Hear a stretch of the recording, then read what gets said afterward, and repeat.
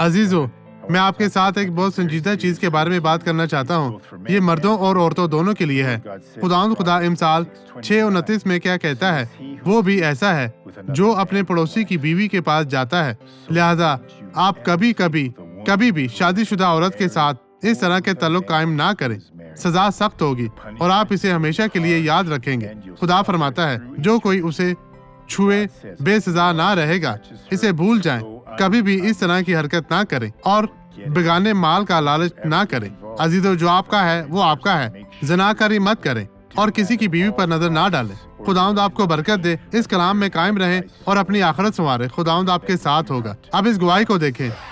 اور آپ پاسٹر، میرے کچھ ٹیسٹ ہوئے تھے جن سے پتہ چلا تھا کہ مجھے سرجری کی ضرورت ہے کیونکہ میرے دونوں گھٹنوں میں کوئی یہ کارٹلیج نہیں تھا، خوفناک بالکل ہے۔ نہیں چلتے تھا۔ ہوئے آپ کو کیا محسوس ہوا؟ یہ گھٹنا یہاں سے اکڑ گیا تھا اور بہت درد ہوتی تھی۔ جب میں چلنے کی کوشش کرتی تھی تو درد سے چلتی تھی۔ جب ہڈیاں آپس میں گڑگڑاتی تھیں تو بہت درد ہوتی آپ تھی۔ معمول سے چل سکتی ہیں۔ جب ایسا ہوتا تھا تو بہت درد ہوتی تھی اور مجھے آہستہ چلنا پڑتا تھا اور میں روتی تھی کیونکہ مجھے بہت درد کیسے محسوس چلتی ہوتی تھیں؟ تھی۔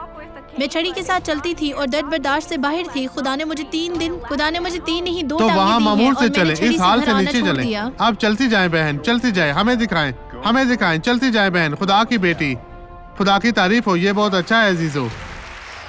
میں اب دعا کرتا ہوں خدا آپ کے بہت سے بیٹے، آپ کی بہت سی بیٹیاں ہیں جو شادی شدہ ہیں، جو کنواریاں ہیں۔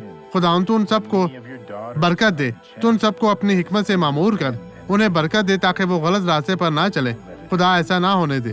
میں اب اس برائی کو باندھتا ہوں، میں اسے ان لوگوں کو چھونے سے منع کرتا ہوں۔ میں روتے ہوئے آپ سے دعا کرتا ہوں خدا بدی ان کی زندگی سے نکل جائے، یسوع مسیح ناصری کے نام میں، اور آپ کہیں آمین۔